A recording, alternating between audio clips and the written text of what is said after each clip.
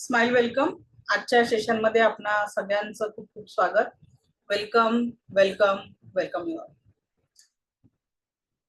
उद्या आपण दिव्य रेकी शक्तीचा शक्तिपात घेणार आहे पहाटे 5:15 वाजता. सगळ्यांनी शार्प 5:15 रेडी राहायचे. आपली जी दैनंदिन लिंक आहे झूमची, आपल्या झूमची, त्याच लिंकवर पहाटे 5:15 आपल्याला रेकीच्या शक्तिपातासाठी जॉईन करायचं आहे. कारण जरी तुम्ही 10 दिवसांचं सेशन अटेंड केलं आणि शक्तिपात अटेंड केला नाही तर रेकीच्या ऊर्जांचा अनुभव आपण घेऊ शकणार नाही. तर शक्तिपात सर्वात महत्वाचं आहे आपल्याला वेळेवर जॉईन करणं. पण शक्तिपात ग्रहण करण्याच्या आधी म्हणजेच नव्या ऊर्जांना स्वीकारण्याच्या आधी आपल्या मनामध्ये बऱ्याच वर्षापासून ज्या कुठल्या नकारात्मक ऊर्जा, नकारात्मक स्त्रोतला आपण सामोरे जातो आहे, त्या सर्व निगेटिव्हिटी पासून आपलं कनेक्शन कट करण्याचं गरज आहे की नाही.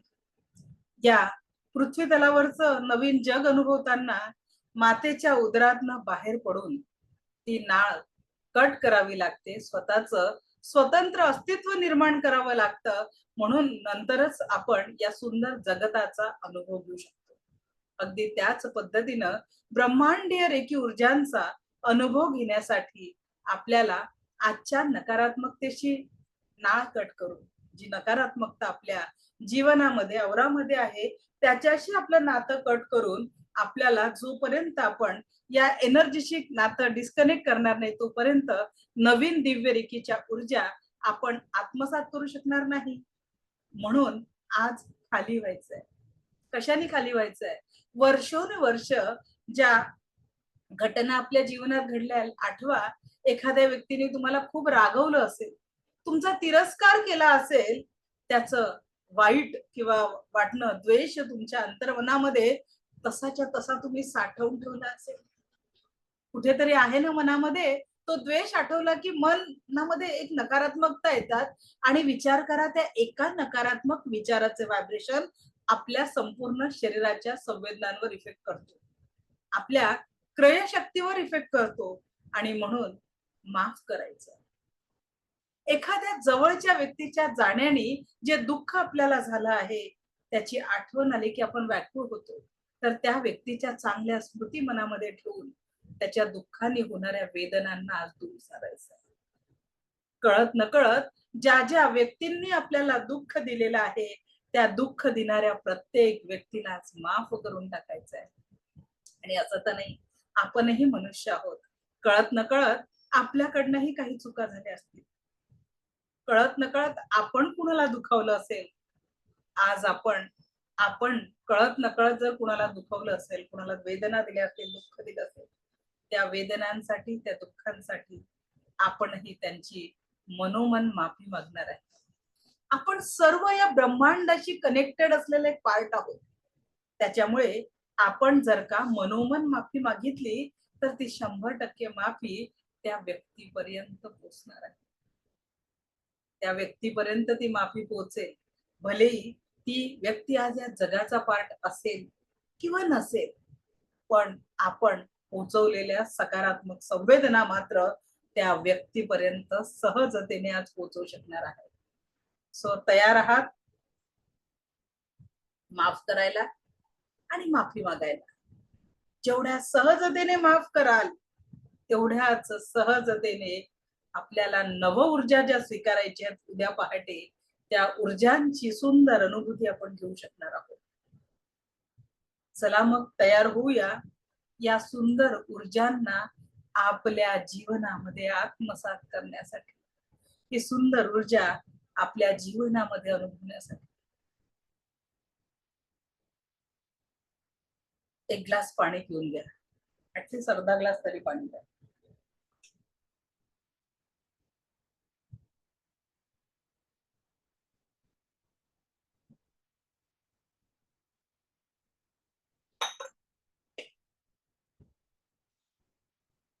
बघा, बऱ्याच वर्षीच्या संत पडलेल्या भावना आपल्या अंतर्मनात जडलेल्या आहेत. आणि जर का आपण त्या भावनांना आज बाहेर काढतो, म्हणजे संत पाण्यात जेव्हा आपण दगड मारतो तर त्या पाण्यावर वलय तयार होतात. त्याच पद्धतीने आज होणार आहे. म्हणून पाणी भरपूर प्यायचं असतं कुठल्याही साधना करताना, जेणेकरून याच्यातून ज्या ऊर्जा निर्माण होणार आहे त्या रिलीज करता येणार आहे आपल्याला नकारात्मक ऊर्जांना. आणि जेवढाही आपल्या जीवनामध्ये चांगल्या घटना घडल्या त्या चांगल्या घटनांना मनाच्या गाभाऱ्यात कुलूप बंद करायचं. मनाच्या गाभाऱ्यामध्ये सगळ्या सकारात्मक ऊर्जांना कुलूप बंद करायचंय आणि सगळ्या नकारात्मक ऊर्जांना आज मनातनं कायम स्वरूपी काढून टाकायचं. एकच मिनिट, मी जरा समोरचं दार लावून घेते.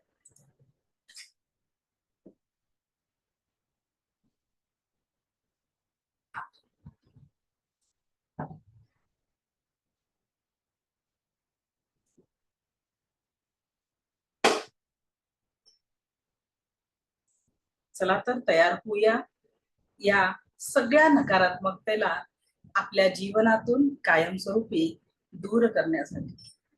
बघा, ज्यांचा व्हिडिओ ऑन आहे त्यांच्यापर्यंत माझ्या ऊर्जा ऍज इट इज पोहोचवण्याचं मी काम करणार आहे. आणि या दिव्य ऊर्जा तुम्हाला तुमच्या निगेटिव्हिटी पासून लांब जाण्यास मदत करणार आहे. पण ज्यांचा व्हिडिओ बंद आहे त्यांच्या ऊर्जांशी माझं कनेक्शन होणार नाही तेवढ्या 100% ऊर्जांनी. सो कृपया व्हिडिओ ऑन करावा. चला, डोळे हलके बंद, पायाखाली काहीतरी आसन घ्या. डिरेक्टली फ्लोर टच ठेवू नका. जे लोक चेअरवर बसलेले आहेत, मांडी घालून बसलेले आहेत, त्यांनी सुद्धा काहीतरी आसनावर बसायचं आहे. आणि आता फक्त 100% लक्ष या ध्यान साधनेवर. जेवढ्या सहजतेने तुम्ही हे ध्यान साधना स्वीकाराल तेवढा सुंदर अनुभव आपल्याला येणार आहे. हे ध्यान साधना करताना तुमच्या डोळ्यातनं अश्रू वाहू शकतात, त्यांना थांबवू नका. एखादी जुनी आठवण मन व्याकुळ करू शकते, थांबवू नका. अगदी सहजतेने सगळ्या भावनांना रिलीज होण्यास सहकार्य करा. सर्व नकारात्मक भावनांना रिलीज होण्यात सहकार्य करा. डोळे हलके बंद,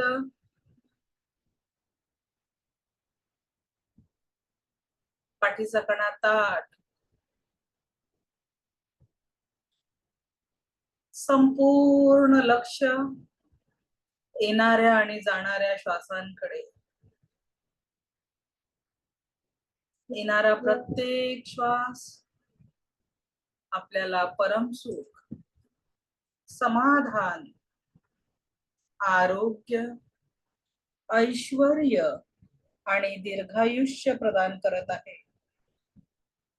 जाणाऱ्या प्रत्येक श्वासासोबत शरीर, मन, 7 चक्राने ओरातील सर्व प्रकारची नकारात्मकता आपण कायम स्वरूपी काढून टाकतोय.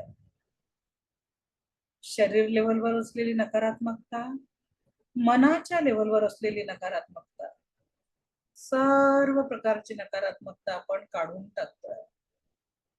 Just remove, just remove, just remove. आज आपण दिव्य प्रवासाला जाणार आहोत. जो दिव्य प्रवास आपल्या जीवनातील कटुतेशी, दुःखांशी आपलं नातं कायम स्वरूपी तोडून टाकणार आहे. आणि नव ऊर्जांचा आपण आज स्वीकार करणार आहोत. नव ऊर्जांचा स्वीकार करणार आहोत. अगदी सहजतेने या ऊर्जांचा स्वीकार आपल्याला करायचा आहे. अगदी सहजतेने या दिव्य ऊर्जांचा स्वीकार आपल्याला करायचा आहे. गेल्या 24 तासात अनेक घटना आपल्यासोबत घडल्या आहेत. हे जीवन म्हणजे एकानंतर एक येणाऱ्या घटनांचा एक समूह आहे. हे जीवन म्हणजे एकानंतर एक येणाऱ्या घटनांचा समूह मात्र आहे. गेल्या 24 तासात अनेको सकारात्मक, नकारात्मक घटना आपल्या सोबत घडलेल्या आहेत.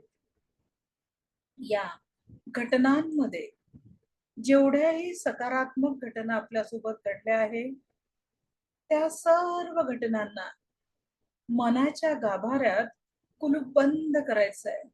ज्या पद्धतीने आपण अमूल्य दागिने बँकेच्या लॉकरमध्ये ठेवतो, त्याच पद्धतीने आपल्या जीवनातील सर्व चांगल्या घटना मनाच्या गाभाऱ्यात कुलूप बंद करायचं आहे.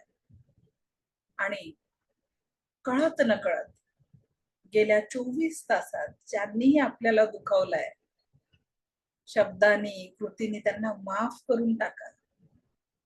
तुम्ही मागितलेली माफी या ब्रह्मांडी ऊर्जांसोबत समोरच्या व्यक्तीपर्यंत पोहोचणार आहे. आणि कळत नकळत आपण जर कुणाला दुखावलं असेल, त्यांची मनोमन माफी मागा. तुम्ही दिलेली माफी आणि मागितलेली माफी या ब्रह्मांडी ऊर्जांसोबत त्या व्यक्तींपर्यंत पोहोचणार आहे. आणि मनाच्या गाभाऱ्यात फक्त आणि फक्त सकारात्मकता आणि पॉझिटिव्हिटी येणार आहे.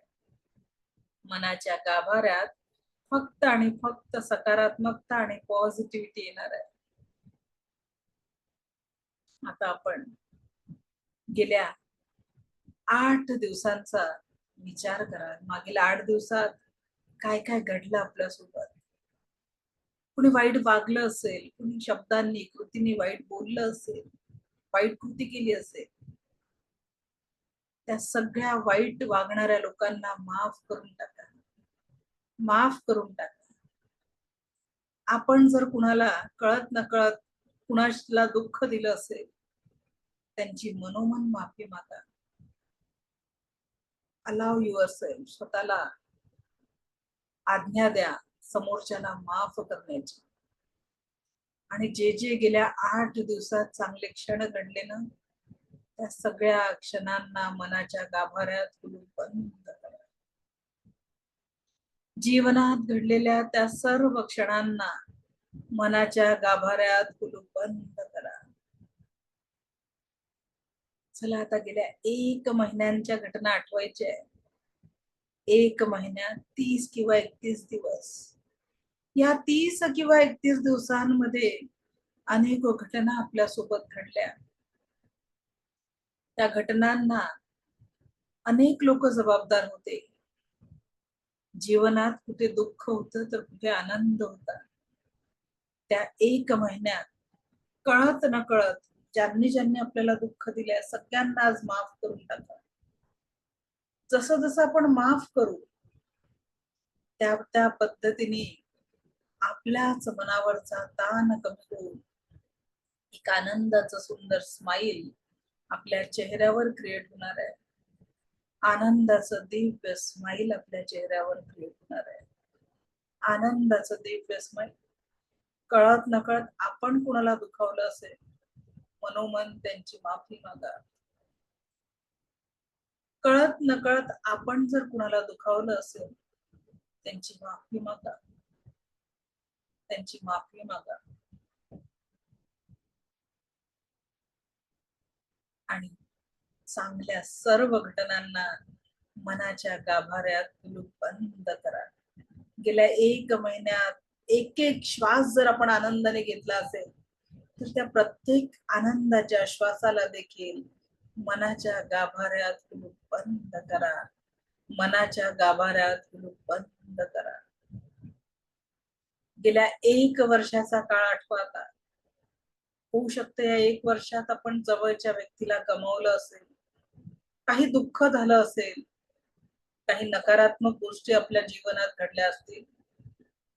त्या सर्व दुःखांना, त्या सर्व नकारात्मक गोष्टींना जबाबदार असलेल्या प्रत्येक व्यक्तीला माफ करून टाकायचं आहे. जीवनातील प्रत्येक दुःखद घटनेला माफ करून टाकायचं आहे. माफ करून टाका. कळत नकळत ज्यांनी ज्यांनी आपल्याला दुःख दिलेलं आहे त्यांनाही माफ करा. आणि आपल्या शब्दाने कृतीने आपण कुणाला वेदना दिल्या असतील, कुणाच्या नयनांमधनं आपल्यामुळे अश्रू आले असतील, त्या व्यक्तीची माफी मागा, त्या व्यक्तीची माफी मागा. आणि प्रत्येक या 1 वर्षात घडलेल्या घटनेतनं चांगले क्षण मात्र निवडून मनाच्या गाभाऱ्यात कुलूप बंद करा. भावनांना थांबवू नका. आज आज्ञा द्या स्वतःला माफ करण्याची आणि माफी मागण्याची. कुठेच थांबवू नका स्वतःला. आज्ञा द्या स्वतःला. बघा आता गेल्या 10 वर्षांचा काळ किती मोठा जीवनातला काळ होता हा. मागील 10 वर्षांमध्ये असंख्य असंख्य घटना आपल्या जीवनात घडल्या. काही कटू आठवणी, काही अगदी सुखद आठवणी, कधी अडचणीचे क्षण, विविध रंगांचं जीवन आपण जगलो आहे गेल्या 10 वर्षात. तरी देखील या 10 वर्षातील क्षणांमध्ये सगळी नकारात्मकता आणि नकारात्मकतेला जबाबदार प्रत्येक व्यक्तीला माफ करून टाका. आपल्या जीवनातील सर्व नकारात्मक व्यक्ती आणि घटना यांना माफ करा. आपल्या जीवनातील प्रत्येक नकारात्मक गोष्टींना माफ करा. कळत नकळत आपल्या जीवनात ज्यांनी ज्यांनी दुःख आणि कष्ट दिले त्यांनाही माफ करा. आपल्या शब्दाने कृतीने आपण कुणाला दुखावलं असेल त्यांची मात्र मनोमन माफी मागा. आज मनापासून त्यांची माफी मागा ज्यांना शब्दाने कृतीने आपण दुखावलेलं आहे. अशा प्रत्येक व्यक्तीची माफी मागा. प्रत्येक व्यक्तीची माफी मागा. सहजतेने माफी मागा. प्रत्येक व्यक्तीची माफी मागायची. प्रत्येक व्यक्तीची माफी मागा. आयुष्य खूप सुंदर आहे बघा. आणि या आयुष्यातल्या सर्व चांगल्या क्षणांना मनाच्या गाभाऱ्यात कुलूप बंद करा. गेल्या 10 वर्षात घडलेल्या प्रत्येक चांगल्या घटनेला आणि गोष्टीला मनाच्या गाभाऱ्यात कुलूप बंद करा. मनाच्या गाभाऱ्यात कुलूप बंद करा. मनाच्या गाभाऱ्यात कुलूप बंद करा. मनाच्या गाभाऱ्यात कुलूप बंद करा.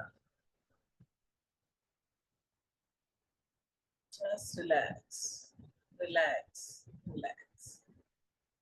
आता बघा तुमचं शाळा महाविद्यालयीन जीवन,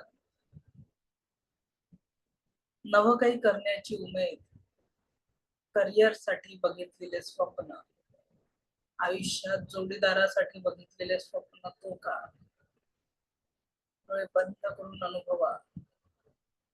आज कदाचित ते स्वप्न पूर्ण झाले असतील नसतील, पण तेव्हा तुमच्यामध्ये काहीतरी करण्याची जिद्द होती, स्वतःला घडवण्याची ओढ होती.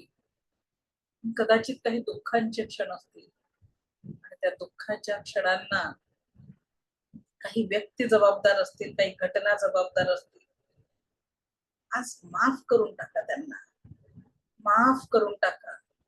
माफ करून टाका. कळत नकळत आपण ज्यांना दुःख दिलेलं आहे, आपण ज्यांना दुःख दिलेलं आहे त्यांची मनोमन माफी मागा. प्रयत्न करू नये, अश्रूंना थांबवू नका, त्यांना वाहून जाऊ द्या. आज खाली होऊ नये. जेवढ्या सहजतेने तुम्ही खाली व्हाल, मनातल्या प्रत्येक नकारात्मक विचारांनी तेवढी सुंदर ऊर्जा आपण आपल्या जीवनामध्ये अनुभवू शकतो. Just relax. या दुःखद आठवणीतही काही क्षण खूप मोलाचे होते, आनंदाचे होते. त्या प्रत्येक आनंदाच्या क्षणाला मनाच्या गाभाऱ्यात कुलूप बंद करा. त्या प्रत्येक आनंदाच्या क्षणाला मनाच्या गाभाऱ्यात कुलूप बंद करा. त्या प्रत्येक आनंदाच्या क्षणाला मनाच्या गाभाऱ्यात कुलूप बंद करा. बघा आता बालपणातलं क्षण, आई वडिलांनी दिलेलं प्रेम, आई वडिलांनी दिलेलं प्रेम,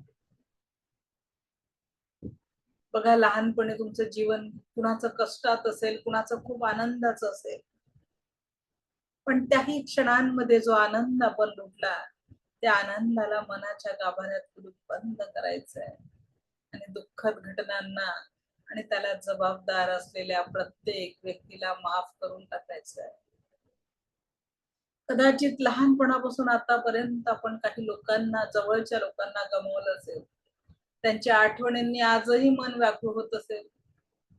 आज त्यांचा आपल्या जीवनात जोपर्यंत अस्तित्व होतं, त्या अस्तित्वासाठी त्यांचा आभार मानायचा आहे. त्यांचा आभार मानायचा आहे आणि त्या दुःखातून आज स्वतःला मोकळं करायचं आहे. आज त्या दुःखातून स्वतःला मोकळं करायचं आहे. अजूनही जे आनंदाचे क्षण काही उरले असतील, ते सर्व आनंदाचे क्षण आज मनाच्या गाभाऱ्यात कुलूप बंद करायचे आहे. तो प्रत्येक क्षण मनाच्या गाभाऱ्यात कुलूप बंद करायचा आहे. तो प्रत्येक क्षण मनाच्या गाभाऱ्यात कुलूप बंद करायचा आहे. तो प्रत्येक क्षण मनाच्या गाभाऱ्यात कुलूप बंद करायचा आहे. मनाच्या गाभाऱ्यात कुलूप बंद करायचं आहे. मनाच्या गाभाऱ्यात कुलूप बंद करायचं आहे.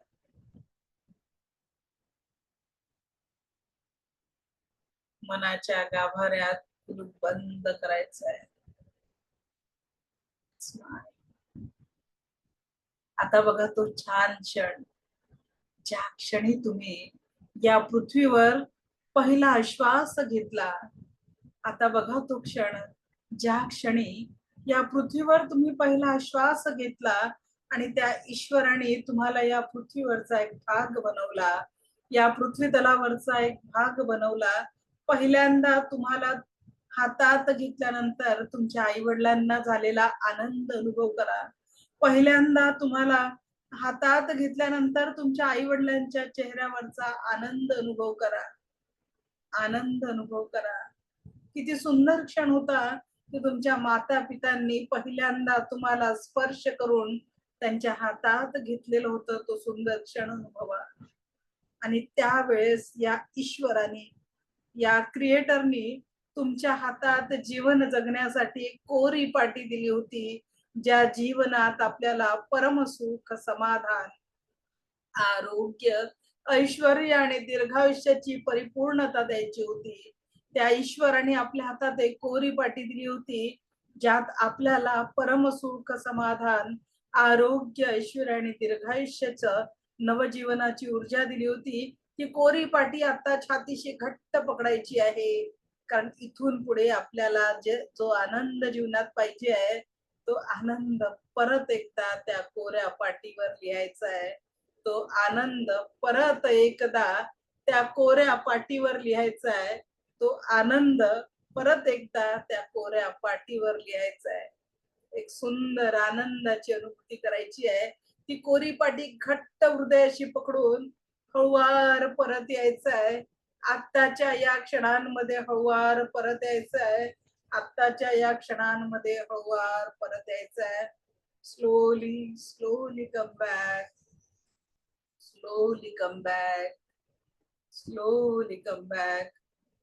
हळूवार परत यायचं आहे. चेहऱ्यावर एक सुंदर स्माइल आणायचं आहे, कारण इथून पुढे आपण आपल्या जीवनात नवी पॉझिटिव्हिटी, नवा आनंद, परमसुख, समाधान, आरोग्य, ऐश्वर्य आणि दीर्घायुष्याच्या ऊर्जांचा स्वीकार करणार आहे. इथून पुढील प्रत्येक श्वासासोबत आपल्या जीवनामध्ये फक्त आणि फक्त परमसुख, समाधान, आरोग्य, ऐश्वर्य आणि दीर्घायुष्याचा अनुभव करणार आहे. इथून पुढच्या जीवनामध्ये आपण प्रत्येक क्षण परमसुख, समाधान, आरोग्य, ऐश्वर्य आणि दीर्घायुष्याची अनुभूती घेणार आहोत. हे ईश्वर ऐसा ही हो. हे ईश्वर ऐसा ही हो. हे ईश्वर ऐसा ही हो. तथास्तु, तथास्तु, तथास्तु.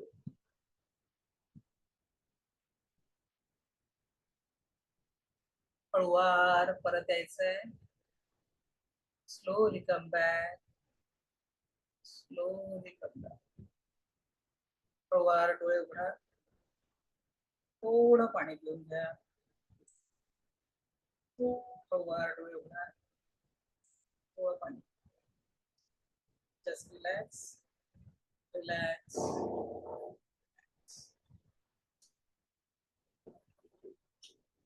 कोण कोण माफ करू शकलं? आप खाली हुए तो कैसे लग रहा है? क्या वाटतंय? अनम्यूट करा तेजस्विनी मॅडम. माईक ऑन करा तेजस्विनी मॅडम. तुमचा माईक ऑन नाही झाला मॅडम. मनाली मॅडम बोला. हॅलो. एकदम असं रोमांच आल्यासारखं मध्ये मध्ये होत होतं आणि डोळे एकदम जड झाले. म्हणजे उघडताना असं काहीतरी डोळ्यावर ठेवलंय आणि ते उघडत नाही असं वाटत होतं. माफ करू शकलात की नाही? माफ केलं बहुत असं, पण ते करताना सुद्धा आपण माफ करतोय ही भावना जेव्हा येत होती तेव्हा डोळ्यातनं असं डोळे जड झाल्यासारखे वाटत होते किंवा अंगातनं रोमांच येत होते सारखे सारखे.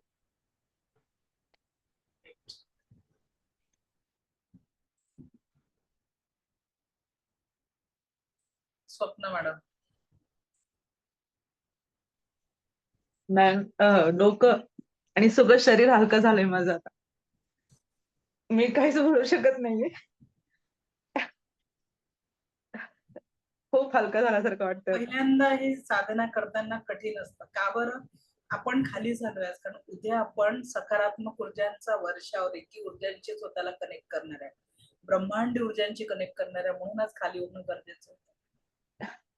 त्यानंतर आपण 7 चक्रांना ऍक्टिव्हेट करणार आहे, तेव्हा तुमच्या शरीर लेवलवर असलेल्या आजार आणि बाकीच्या गोष्टींना आपण डिलीट करणार आहे.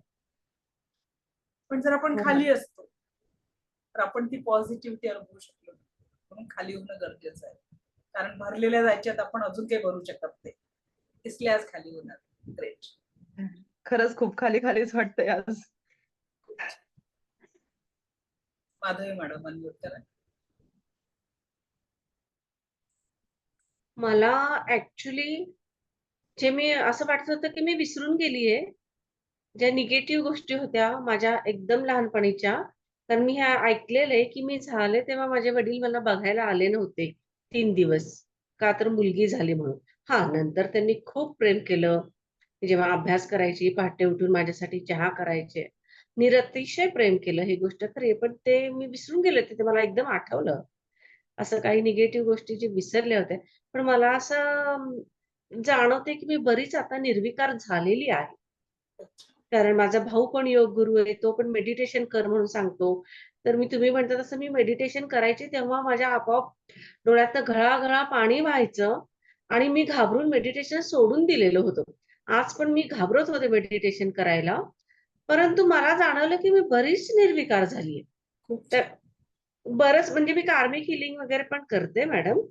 मी म्हणजे माझ्या बहिणीने तुमचा कोर्स केलेला आहे.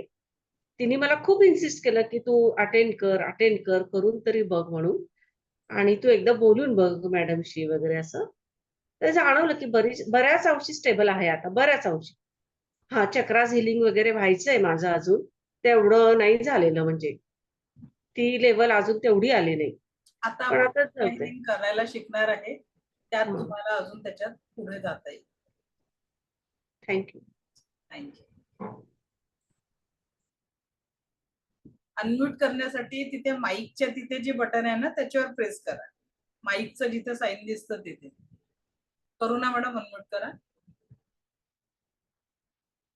हा बोला मॅडम. हा, नमस्कार मॅडम. मॅडम तसं मी मेडिटेशन करते, बट मॅडम आता जी मी मेडिटेशनला बसली, मी डीपली गेली होती मॅडम. असं 3दा मला असं झालं पडते की काय असं. आणि जसं झुल्यामध्ये बसतो ना आपण आकाश पाळण्यामध्ये, तसं पोटात कसं होते मला तसं व्हायला लागलं मॅडम.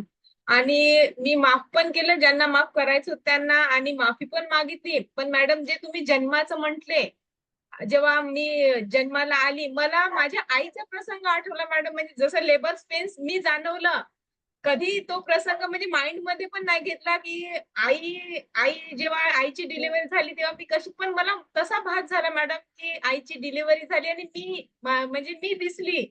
म्हणजे जसं एका बाळ हातात दिसते, आपण बघतो कोणाची डिलिव्हरी झाली तर पहिल्यांदा जेव्हा आपण बाळ घेतो, तसं म्हणजे मला फर्स्ट टाइम असं जाणवलं की मी झाली, तेव्हा पण ते तो क्षण मला नाही का जाणवलं. मला अंगाला असे शहारे आले आणि मला आज तर मी पूर्ण डीपली गेली. मला वाटलं नव्हतं, जनरली मी करते पण एवढं डीपली मी जात नाही, पण मी 3दा अशी पडते की काय अशी झाली मॅम. आणि खूप असं हलकं वाटत आहे आणि खूप असं छान वाटून राहिलं मॅडम मला. ग्रेट, खूप छान.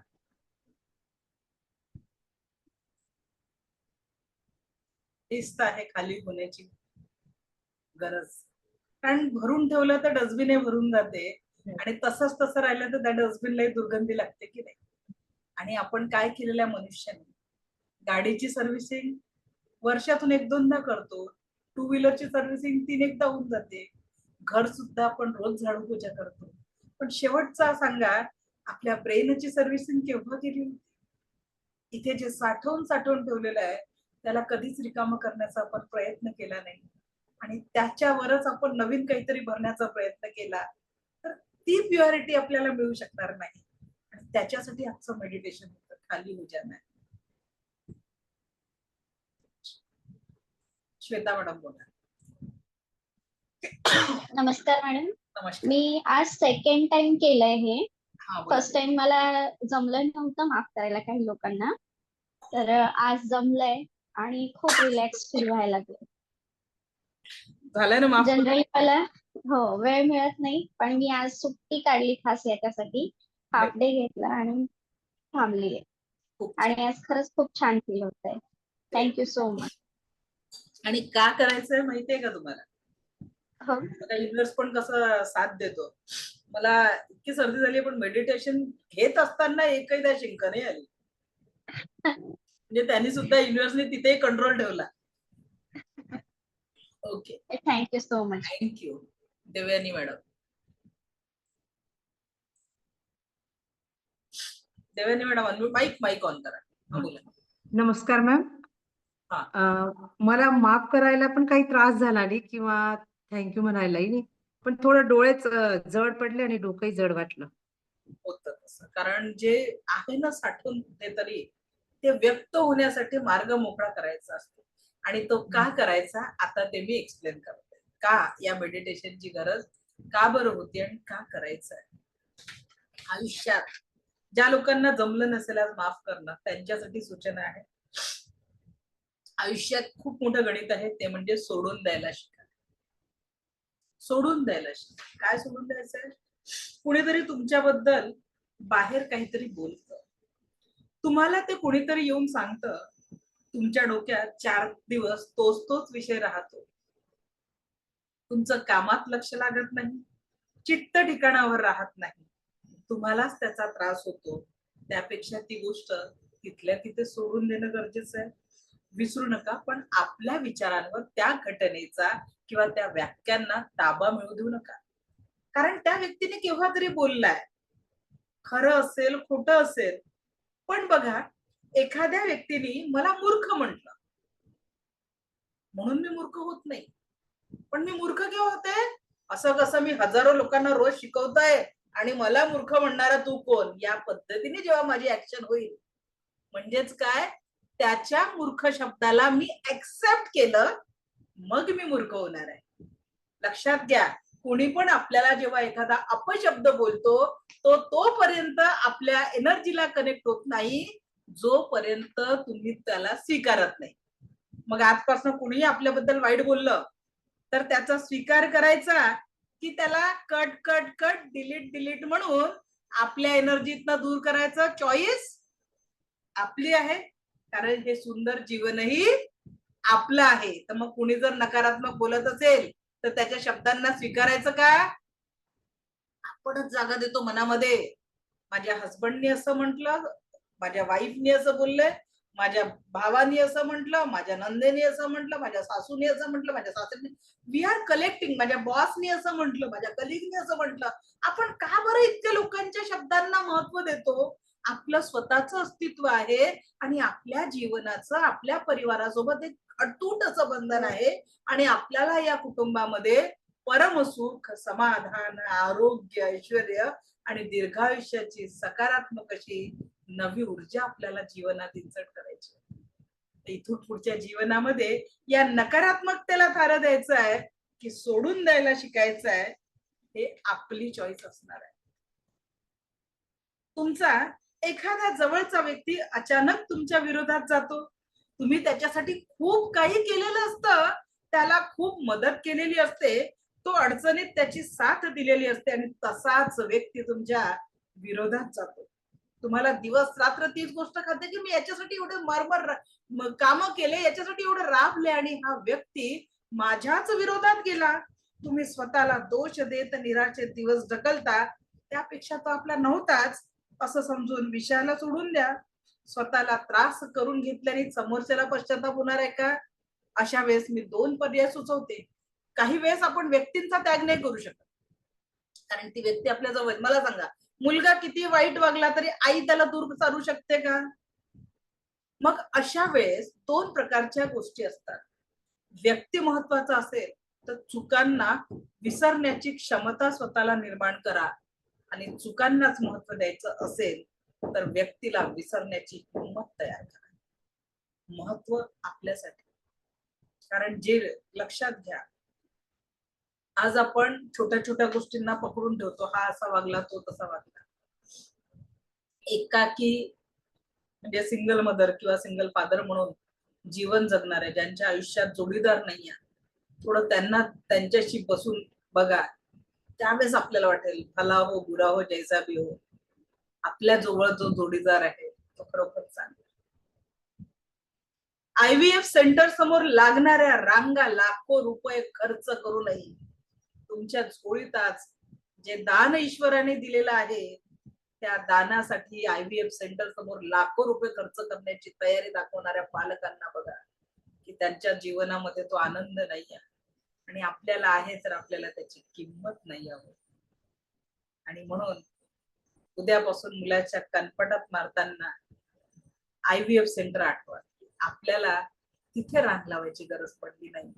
देवाने ते सुंदर दान आपल्या पदरात दिलेलं आहे. तो जर चुकतोय ना, पालक म्हणून त्याला घडवण्यात कुठेतरी आपण कमी पडलो, ही जबाबदारी स्वीकारा, तरच त्याला दुरुस्त करू शकतो. जसं या मेडिटेशन मध्ये आपण बघितलं की एक कोरी पाटी घेऊन त्या ईश्वराने आपल्याला पाठवलं होतं. जे काही शिकलो आपण या पृथ्वी तलावर शिकलो, त्याच पद्धतीने आपलं मूल देखील कोरी पाटी घेऊन या जगात उतरलं होतं. त्याने राग आपला बघितला, त्याच्या हातात मोबाईल नावाचा शत्रू देखील आपण दिला. त्यांनी द्वेष आपला शिकला.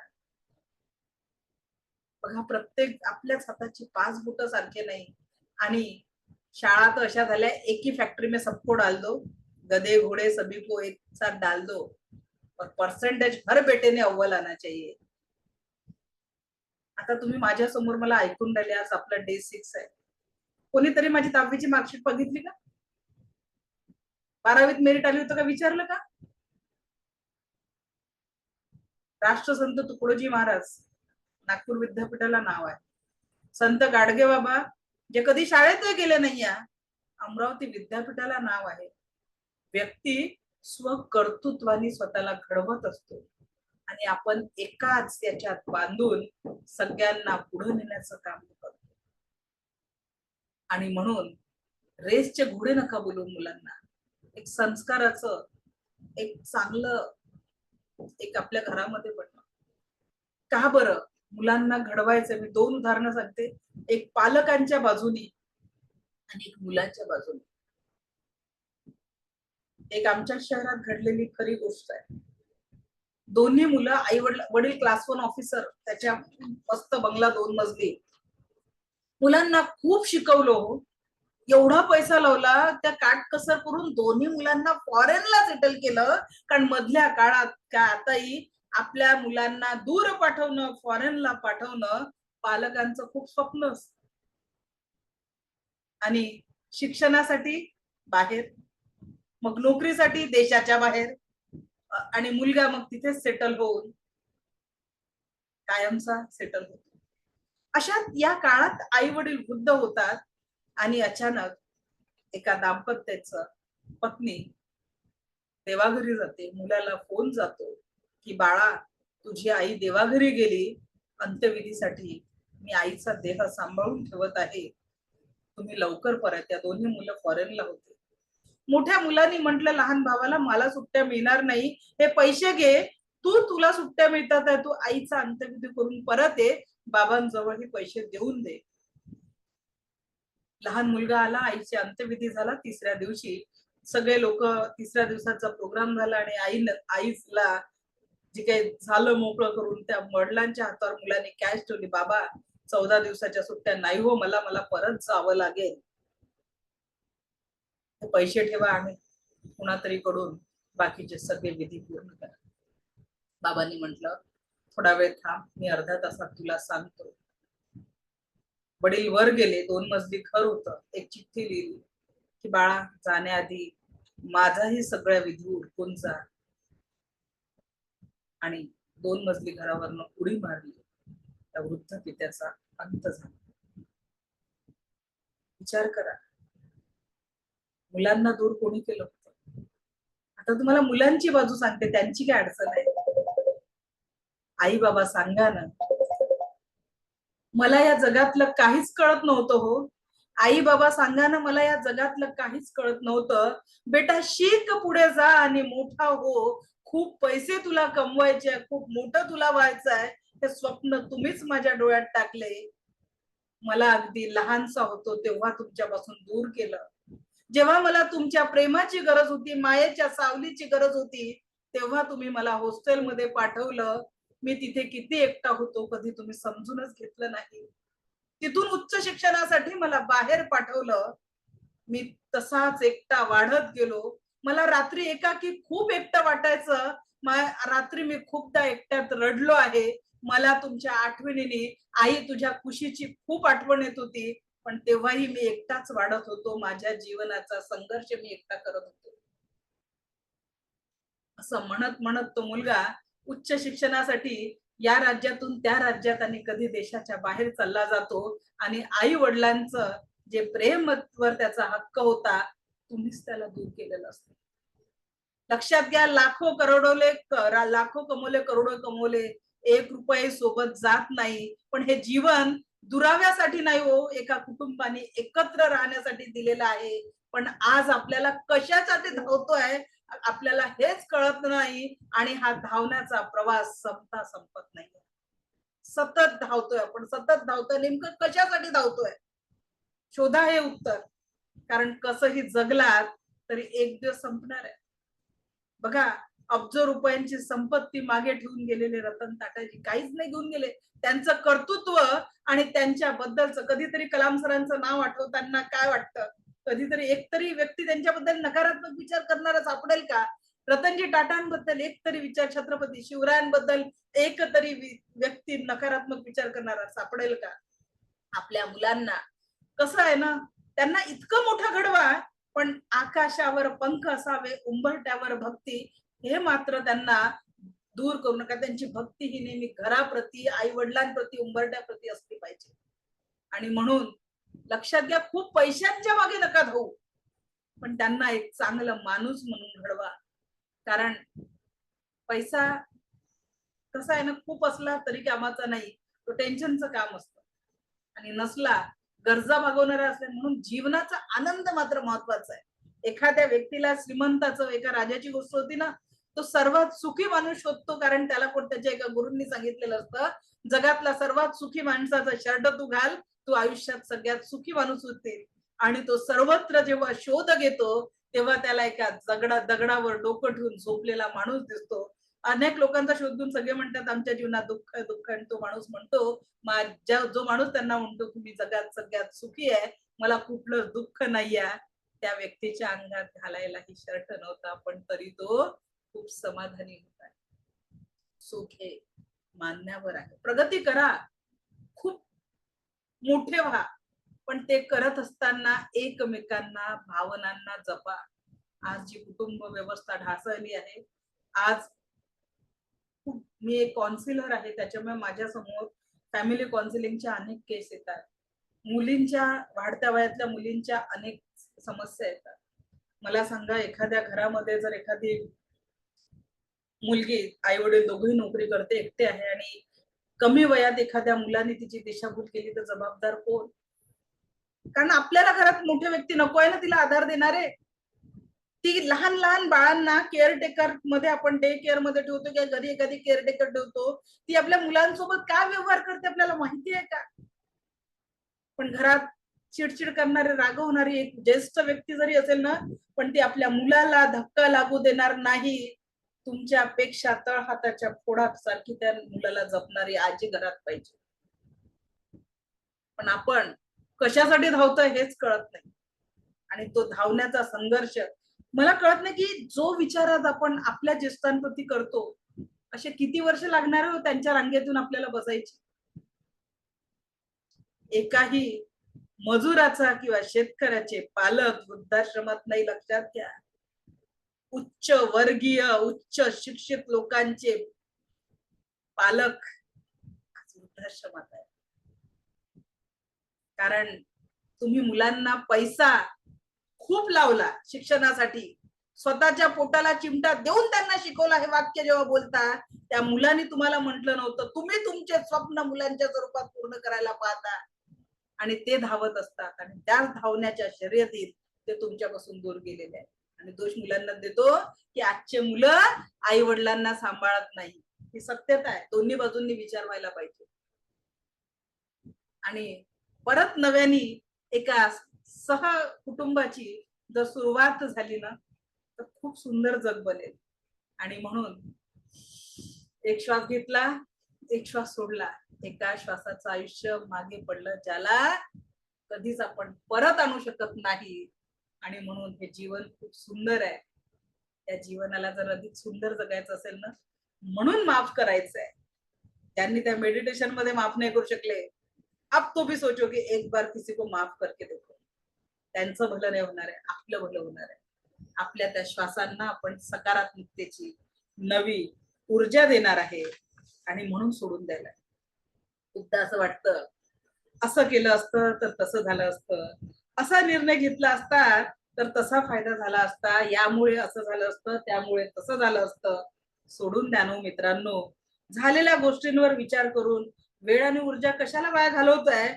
जुन्या निर्णयातून फक्त शिकायचं काम करायचं असतं.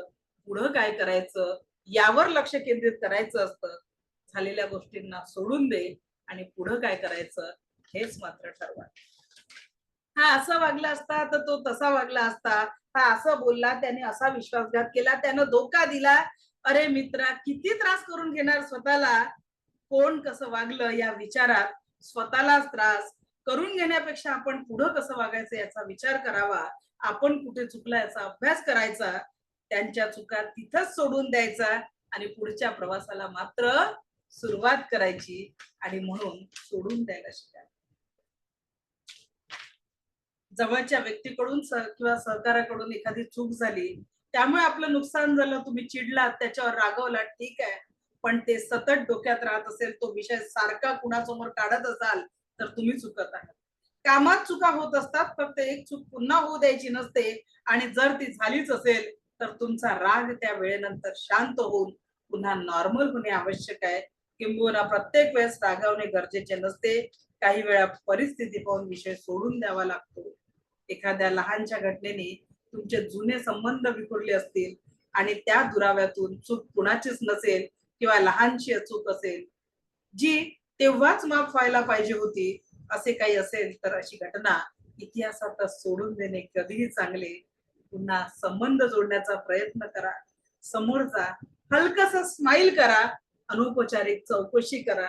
प्रकरण कदाचित तुम्ही आणि त्यांनी अपेक्षितही केलं नसेल, इतक्या सहजतेने मिटून जाईल आणि सगळे संबंध पूर्ववत होतील. आणि म्हणून आजपासून झालेल्या पास्टच्या नकारात्मक गोष्टींना सोडून द्यायला शिका आणि सकारात्मक ऊर्जांची पॉझिटिव्हिटी नव्याने जीवनात जगायला शिका.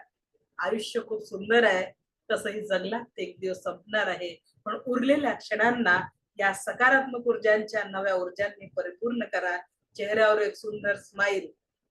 जीवन कसं जगायचं माहितीये का? डोक्यावर एक मोठी बर्फाची लादी, तोंडात मधाचा गोळा आणि एक सुंदर स्माइल करून जर जीवन जगलात आयुष्याचा आनंद घेऊ शकाल. आणि याच आयुष्याचा आनंद उद्या पहाटे 5:15 वाजता आपण घेणं सुरू करणार आहे. ब्रह्मांडीय रेखी ऊर्जेशी स्वतःला जोडणार आहे. भेटूया पहाटे 5:15 वाजता. याच लिंकवर जॉईन करायचं आहे, कारण ज्यांचा शक्तिपात मिस होईल त्यांना पुढचे क्लासेस करूनही तेवढा फायदा होणारच नाही. कारण जोपर्यंत आपण ती कनेक्टिव्हिटी करणार नाही तोपर्यंत रेखी काय असते ते अनुभवता येणार नाहीये. भेटूया उद्या पहाटे 5:15ला. आजचं सेशन कसं वाटलं नक्की शेअर करा, कारण तुमचं शेअरिंग मला प्रेरणा असतात. खूप लोक शेअरिंग करायला घाबरतात. देखो बांटने से बढ़ता है. मी काय करते, माझ्याजवळ त्या ईश्वराने जी चेतना दिलेली आहे ती तुमच्यापर्यंत पोहोचवण्याचं मी माध्यम बनते. तसं माझे हे वाक्य त्या क्रिएटरच्या माध्यमातून मी तुम्हाला देत आहे. ते कसे वाटले ते सांगण्याचं माध्यम तुम्ही बना. दिव्य रेखी शक्ती आपल्या जीवनात परमसुख, समाधान, आरोग्य, ऐश्वर्याने दीर्घायुष्य निर्माण करो हीच ईश्वरचरणी प्रार्थना. मला ऐकून घेतलं यासाठी आपलं कोटी कोटी आभार. Thank you, thank you, thank you very much. धन्यवाद. थँक्यू.